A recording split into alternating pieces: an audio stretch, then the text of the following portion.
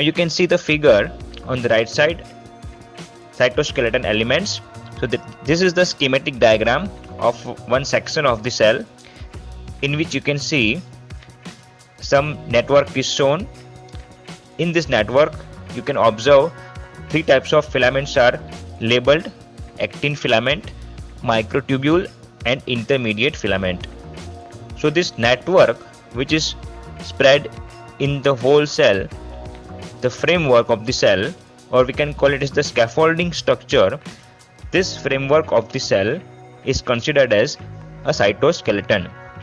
So if we see the definition, cytoskeleton, in short it is known as CSK, is a cellular framework or skeleton that is contained within a cell's cytoplasm and is made up of.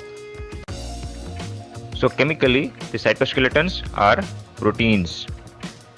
So these three types of cytoskeleton that we will discuss afterwards.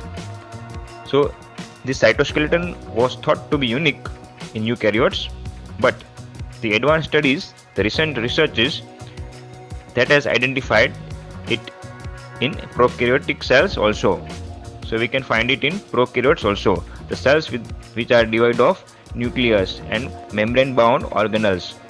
These cells are called prokaryotic cells. Now if we talk about the arrangement of cytoskeleton inside the cell, it looks like that of the arrangement of iron rods which are used during the construction of any building.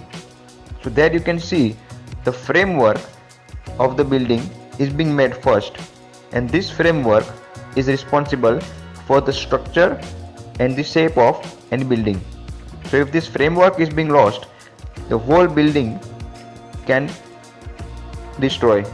So in the same way, if the cytoskeleton is not there, the shape and the strength of the cell cannot be maintained.